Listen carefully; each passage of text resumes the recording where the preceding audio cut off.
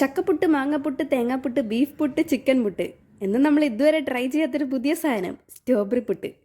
എൻ്റെ തലയിൽ ഉദിച്ച ഐഡിയ കണ്ടിട്ട് ഇത് സക്സസ് ആവുമെന്ന് എനിക്ക് 100% ഉറപ്പായിരുന്നു. ആ ഒരു കോൺഫിഡൻസിൽ ഞാൻ സ്ട്രോബെറിയും പുട്ടുപൊടിയും ഇട്ട് അങ്ങോട്ട് അടിച്ച്. പക്ഷെ ഞാൻ ഉദ്ദേശിച്ചൊരു കൺസിസ്റ്റൻസി ആവാത്തോണ്ടിട്ട് കുറച്ചുകൂടി പുട്ടുപൊടി ഇട്ട് അടിച്ചപ്പോഴത്തേക്കും സംഭവം ഏകദേശം സെറ്റായി. എക്സാംസ് ഒക്കെ നടക്കുന്ന സമയത്ത് എൻ്റെ വീട്ടിൽ നിന്ന് എല്ലാവരും വട്ടവടക്ക് ടൂറൊക്കെ പോയിട്ടുണ്ടായിരുന്നു. അപ്പോൾ ടൂർ പോയി വന്നപ്പോൾ അവർ മേടിച്ചു തുടർന്നാണ് ഈ സ്ട്രോബെറിയൊക്കെ.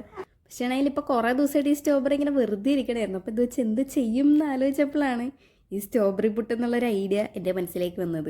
എന്നിട്ട് ഞാൻ യൂട്യൂബിലൊക്കെ കയറി നോക്കിയെങ്കിലും ഒരാൾ പോലും ഇതുവരെ ഉണ്ടാക്കിയിട്ടില്ല. ഒരുപക്ഷെ കേരള ചരിത്രത്തിൽ ആദ്യമായിട്ടായിരിക്കും ഇത്രയും വെറൈറ്റി ആയിട്ടുള്ളൊരു പുട്ടിൻ്റെ കോമ്പിനേഷൻ ആരെങ്കിലും തലയിൽ ഒതുക്കണത്. ശരിക്കും എനിക്ക് സ്ട്രോബെറി കാണാനൊക്കെ ഭയങ്കര ഇഷ്ടമാണെങ്കിലും സ്ട്രോബെറിയുടെ ടേസ്റ്റ് എനിക്ക് അത്രക്കാണ് ഇഷ്ടമല്ല. കാരണം അതിനൊരു പുളിയാണല്ലോ. സ്ട്രോബെറി ഇഷ്ടമുള്ളവരുണ്ടാകും, പക്ഷെ എനിക്കെന്തോ അത്രക്കാണ് ഇഷ്ടപ്പെട്ടിട്ടില്ല സ്ട്രോബെറീനെ. പക്ഷെ സ്ട്രോബെറി പുട്ടുണ്ടാക്കിയപ്പോഴത്തേക്കും ആദ്യം ഭയങ്കര അടിപൊളിയായിരിക്കും എന്നൊക്കെ വിചാരിച്ചെങ്കിലും സ്ട്രോബെറിയുടെ ഒരു ടേസ്റ്റ് ഇഷ്ടമല്ലാത്തന്നിട്ട് ഇതെങ്ങനെയായിരിക്കും എന്ന് ഇതുണ്ടായിരുന്നു. ഇങ്ങനെ നമ്മുടെ ആ പുട്ടിനെ അലങ്കരിച്ച് അലങ്കോലമാക്കിയിട്ട് ആ ഒരു ടേസ്റ്റ് ചെയ്യാൻ ഒരു ഘട്ടത്തിലേക്ക് എത്തിയിരിക്കുകയാണ്. നമ്മൾ സ്പൂണൊക്കെ എടുത്തു, നമ്മൾ കട്ട് ചെയ്തു, വായിലേക്ക് ഇങ്ങനെ വെക്കാൻ വായിൽ വെള്ളം മുറുന്നു, വായിൽ വെക്കുന്നു. ഭയങ്കര ടേസ്റ്റ് ഉണ്ടെന്നൊക്കെ എനിക്ക് പറയണമെന്നുണ്ടെന്ന് വെച്ചെങ്കിലും എനിക്ക് അത്ര ഇഷ്ടപ്പെട്ടില്ല.